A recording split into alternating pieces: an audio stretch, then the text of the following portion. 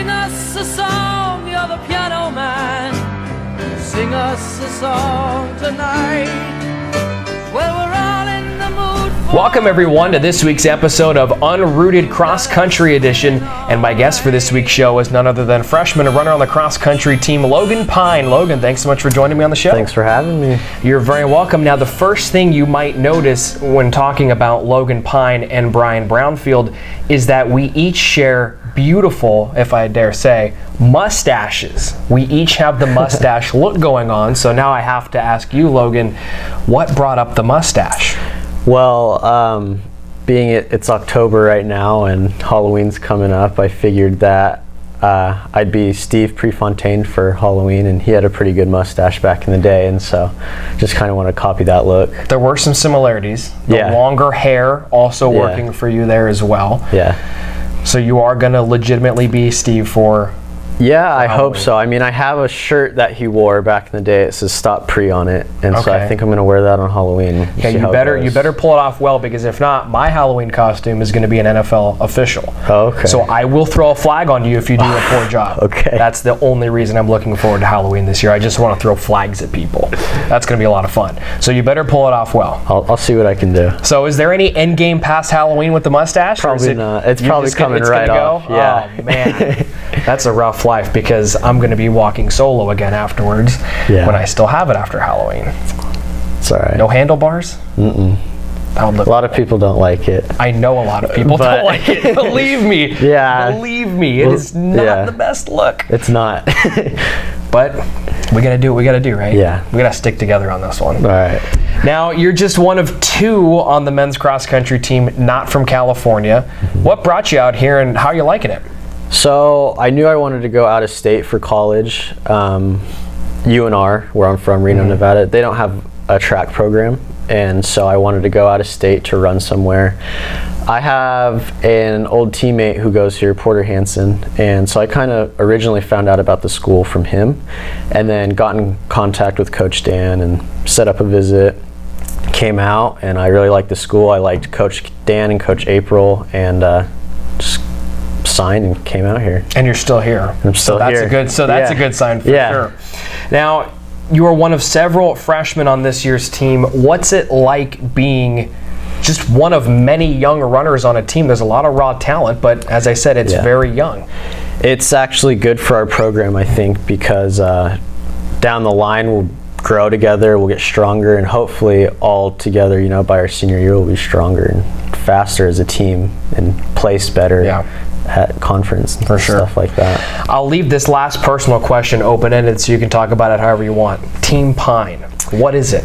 Yeah, so Coach Dan refers to Team Pine as my family. I have 7 siblings, and only one of them is blood related. So they're all adopted, and household's pretty crazy. A lot of younger kids for sure. I can imagine. And so they all come up and visit when we have meets and stuff, and Coach Dan, he just loves it. It's pretty funny. He talks about it a lot. So they'll be up here this next weekend, correct? Yes, they will. Awesome. Perfect. Yep. We'll look forward to seeing them in Rocklin. That's where they'll be running later on this week. We'll talk about that here in a second. So the cross-country season nearly over for you guys. You only have a couple more meets left on the schedule. Yep. What has the overall vibe been like as you've prepared for this meet at William Jessup? So we know that the William Jessup course is a fast course, and so we just want to make sure that we're ready for that. And I mean, we've had some fast courses this season so far, but this will probably be the fastest course we race. And mentally preparing for that, race strategy, what goes into that, and more of just not getting hurt. It comes to the end of the season where you want all your hard work to go into what you've done, and you just don't want to get hurt, and you want to be healthy and ready to race. Now, like you said, you've never run at Johnson Springview Park before, so this will be a first for you. What is preparation like when you're racing on a course that you've never been to? I kind of just take it for what it is. Coach gives you race strategy, and mentally prepare yourself, like I said. Just go out and give it your all and do what you can. Yeah, for sure. And PRs have been high across the board for this team, important given the part of the schedule that you guys are now heading towards. Does the fact that you're now facing NAIA schools help elevate your competition a little bit? Yeah, so I mean, a lot of runners know that without competition, it's hard to race. Yeah. They bring the best out of you, and especially going with teammates, running against your teammates, it makes it fun. Now, which teammate of yours has impressed you the most this season, whether just from an overall talent standpoint or from improving from August till now?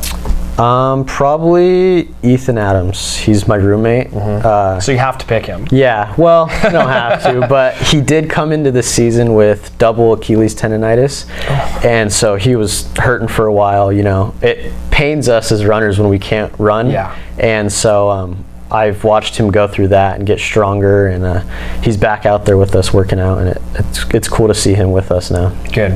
Now the GSAC meet is the first week of November. It represents the end of the regular season for you guys. Has the preparation in recent weeks been to gear yourselves up for that final meet?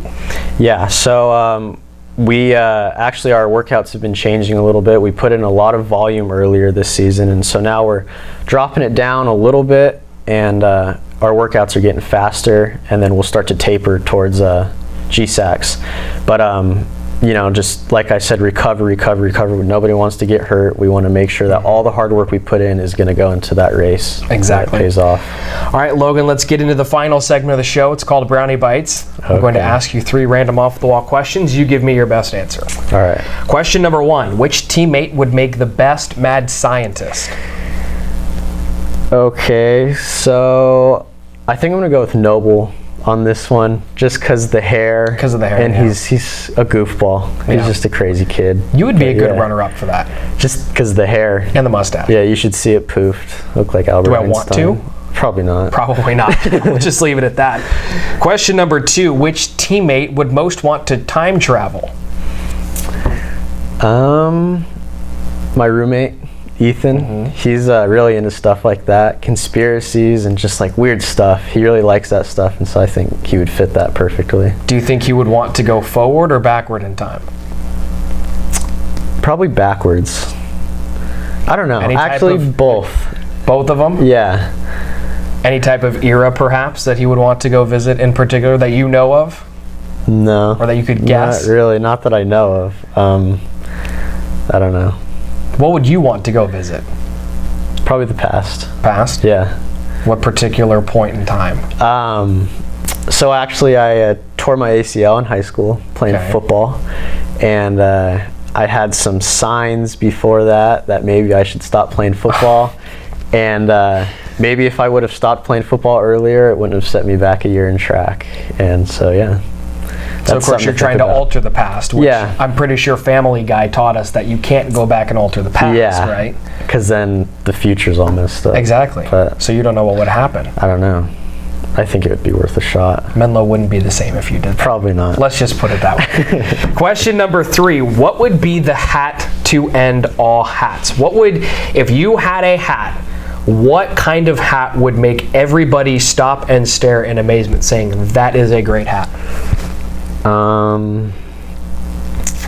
So you know the hats that you can put on, they have like the hair coming out of them? Yes. That's not yours? Yes. I think those are the freakiest hats, just because it'll totally change a person and you just look completely different. So what kind of hair would you have coming out of your hat? Either like the Rasta dreadlocks with the beanie, or I'm not sure, just like the I'm not sure. We'll go with the dreads. The trucker hat with the long hair coming out. I think that would be pretty weird. Yeah, but a lot of truckers, I think, seem to be bald, almost. I've seen, or like a Forrest Gump look. Forrest Gump, okay. Yeah, I could see that. That would be pretty weird. But I'm just stuck on the dreads. Yeah, the dreads would be I'd love to see that. Weird. But you got to make sure you tuck the blonde hair inside the cap so you don't have to worry about that spilling out, because then you're just going to ruin the whole look. Yeah.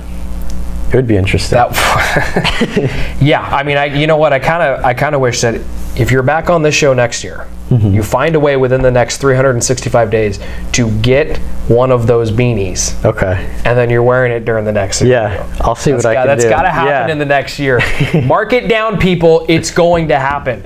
We're going to have Logan back on this show in a year, and he's going to have a beanie dread. All right. Watch. Sounds good. Logan, thank you for joining me on the show. Thank you. You're welcome. And fans, cross country in action this weekend. They are at Johnson Springview Park up in Rocklin. It's the Warrior Invite hosted by William Jessup. It will begin at 9 o'clock a.m.